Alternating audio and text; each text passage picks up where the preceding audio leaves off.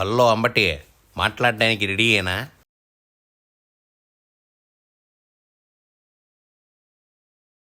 రెడీగా ఉన్నావా అంటే నువ్వేంది తల అట్ట ఊపుతావో? ఇంతకీ రెడీనా కాదా? మొత్తానికి ఎస్ అన్నావు. ఇప్పుడు చెప్పు, ఏంది విషయము? వైఎస్ఆర్ కాంగ్రెస్ పార్టీ అధికారంలోకి వచ్చిందంట,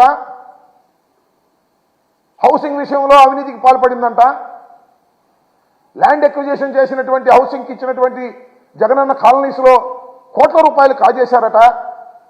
దాని మీద సిబిఐ ఎంక్వైరీ చేయాలట. ఓహో, మీ పైన సిబిఐ ఎంక్వైరీ జరిగిద్దని ఫీల్ అవుతున్నావా? అందరూ అంటున్నట్టు ఇళ్ల స్థలాల మంజూరులో అవినీతి జరిగిందా ఏంది సామి? పవన్ కళ్యాణ్ గారు కూడా ఏదో మాట్లాడుతున్నాడు. పవన్ కూడా మాట్లాడుతున్నాడని అంటావేంది? ఆయన పార్టీ అధ్యక్షుడు, ఆయన మాట్లాడకుండా ఎట్లుంటాడో? కళ్ళు వాళ్ళు తెలిసాడు పవన్ కళ్యాణ్ గారు. పవన్ ఎప్పటి నుంచో మీ పైన ఆరోపణలు చేస్తుంటే నువ్వేంది ఇప్పుడు చేస్తున్నట్టు చెప్తున్నావు? చంద్రబాబుతో కలిసిన తర్వాత ఆయన స్క్రిప్ట్ రాయటం, ఈయన సిబిఐ ఎంక్వైరీ చేయమంటాం. ఒరే, పవన్ బాబు రాసిచ్చిన స్క్రిప్ట్ చదువుతున్నాడు అని అంటావేంది? పోయిన ఎన్నికల్లో తనను తిట్టమని కూడా బాబే రాసిచ్చాడా ఏందే? ఇంతకీ లాస్ట్ ఎన్నికల్లో బాబుని పవన్ తిట్టాడా లేదు చెప్పు? చంద్రబాబు నాయుడు గారు అవినీతి చేశాడని చెప్పావు, లోకేష్ బాబు అవినీతి చేశాడని చెప్పావు, మంత్రివర్గ సభ్యులు అవినీతి చేశారని కేకలేశావు. మొత్తానికి నిజం చెప్పావు. ఇప్పుడు తర్వాత ముఖ్యందు చెప్పు. ఆయన ప్యాకేజ్ ఇస్తాడు, నువ్వు మాట్లాడతావు. ఇవాళ కూడా నువ్వు ఆయన ప్యాకేజ్ ఇస్తేనో, ఆయన ఏదో ఇస్తేనో జగన్మోహన్ రెడ్డి గారి ప్రభుత్వం మీద సిబిఐ ఎంక్వైరీ చేయాలని లెటర్ రాసేటట్టి స్థాయికి దిగజారిపోయినటువంటి పరిస్థితిలో ఉన్నావనే విషయాన్ని ఈ సందర్భంగా నేను చెప్పదలుచుకున్నాను. పవన్ కళ్యాణ్ ప్యాకేజీ తీసుకుంటుంటే నువ్వేదో బొక్కలోంచి చూసినట్టు కబుర్లు చెప్తావేంది? ఆ ప్యాకేజీ ఏదో అధికారంలో ఉన్న మీరిచ్చే పవన్ని లొంగ తీసుకోవచ్చుగా. మరొక విషయాన్ని చాలా స్పష్టంగా మరొకసారి రీట్రేట్ చేస్తున్నాను. ఈ జనసేన తెలుగుదేశం పార్టీ కలయిక రెండు అరాచక శక్తుల కలయిక. ఈ కలయిక రాష్ట్రానికి ఆరోగ్యకరం కాదు.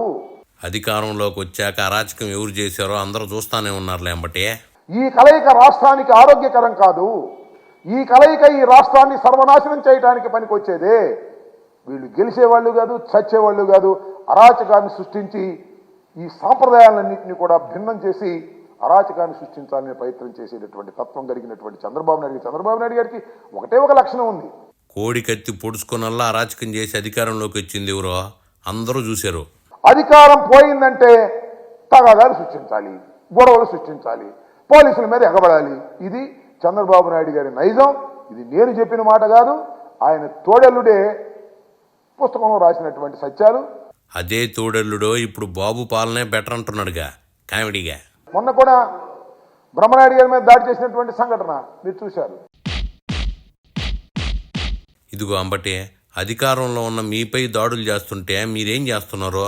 వాళ్ళు ఎప్పుడైతే చంద్రబాబు నాయుడు గారు చాలా ఫ్రస్ట్రేషన్లో ఉన్నాడు. ఫ్రస్ట్రేషన్తో సిట్టింగ్ సీట్లు ఎవరు మారుస్తున్నారో అందరికీ తెలుసులే. ప్రజాస్వామ్యంలో ప్రతిపక్ష పాత్ర ప్రతిపక్ష పోషించాలి, అధికారంలో ఉన్నవారు అధికార పక్ష పాత్రను పోషించాలి ప్రజాస్వామ్యంలో. అలా కాదు, ఆయన ముఖ్యమంత్రి అయితేనే శాసనసభకు వస్తాడు, లేకపోతే రాడు.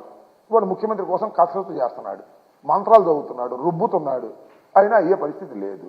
ఇదే అధికారం కోసం మీరు ఎన్నో ఎత్తులేశారు కాబట్టి చెప్పినంత వరకు చాలుగానే ఇంకెళ్ళు.